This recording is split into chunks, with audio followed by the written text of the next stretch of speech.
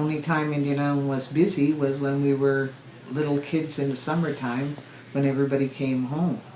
And besides that, it would be probably me, Wendell, John Simon, and Pito. And we grew up together. Four of us that were about the same age went through school together, fought together, did everything together. But basically all we did, no video games. I remember when we got the first TV in Indianola, Dad ended up buying the first TV, so everybody came to our house to watch TV. I remember digging clams, or even walking along the shore and eating clams, digging a clam out of the ground and opening it up and just eating it as if you were picking an apple off the tree. They were delicious for me. And berries, we had our berries. So you ran around, climbed trees, played outside, played down the shore, you swam, you did all that stuff. We weren't allowed to sit in a house and watch TV. And really, there was no expensive toys. You created your own toys or your own things to do on the beach.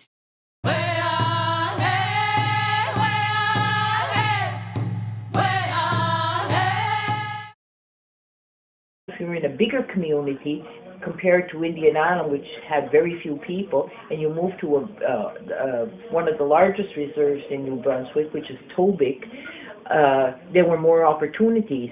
So you got to meet more people, and you got to attend more classes, like, you know, if they had beading class or basket making class, or that was right up my alley. So I took those. And then when my children were young, and I'd come visit almost every 2 weeks or every other week, and in the summer I'd spend the summers here, I would teach the ones that were coming up on the reserve here that were younger than me, craft, that I wanted to show it to somebody else. And I think I've always been a crafts person. I think every Native person is almost a crafts person. Like, you know, you're crafty in that sense. Like, you know, you like to do something with your hands. You have to be doing something with your hands. It's either making baskets or drawing or something. It gives you a calm. That's why even to this day, I'm like 65 years old now, and I'm still making crafts. I love making crafts. We make crafts all winter. Like, I come home from work, and to de-stress from work, I come home, I just get in my chair, and I have my place is all set up over there, and I do my craft.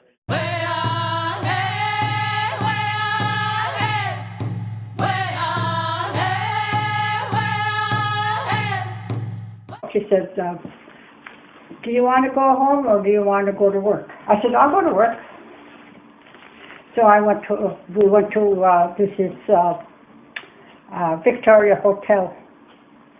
And she said, we'll say you're 15. I said, okay. And your birthday is March 17th, 18th.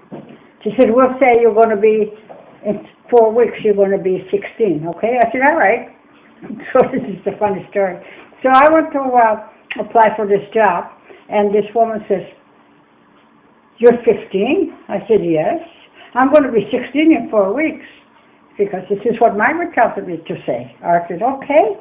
And she said, oh my God, you're the smallest 15-year-old I ever see. I was only 10. So when I was 11 years old, I'm saying I'm 11 years old, I had to tell her I'm 16. After a while, I got so mixed up with my age. When I was supposed to be 11, I was telling this woman I'm 16. When I'm 12, I'm telling her I'm 17. Finally, after a while, I said to Margaret, my God, I got to stop lying about my age. I can remember. When you lie, you can remember what you lie about. You know what I mean? She said, write it down, just so you'll know. And I said, okay. So I worked for that woman for 2.5 years, and I was going to school in Sussex. When I was 17, when I was supposed to be 18 and a half, the circus came into town. So I said, I'm going to join the circus.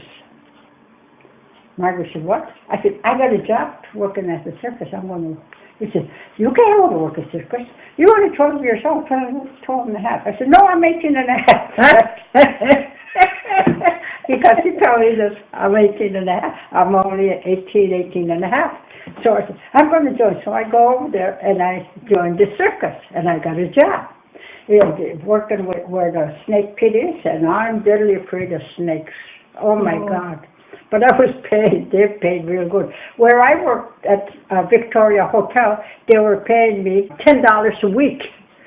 That's how much I made. Wow. Working 6 days. So anyway, I joined the circus and they said, we're going to pay you $20 a day because I'm working with snakes. Well, there was another Indian guy from Nova Scotia. So Frankie Nevin says, I'm Danny. I said, what? I got your picture. I said, you do? He said, yeah. She shows me this picture. I'm in this snake pit with shorts on and the top, and I'm holding the snake and my eyes are closed like this, right? I said, where'd you get this? He said, remember, what was this guy's name? His last name was Paul, but he had a nickname. And he wanted to go out with me. Of course, I'm only 12 and a half, 13 years old, and I'm not allowed to go out with guys. But he thinks I'm 18. So I said, oh my God, where'd you get this picture? He said, I not only have the picture. He brings up the newspaper. Have you seen this girl? My picture is in the paper. You know who did it? Peter.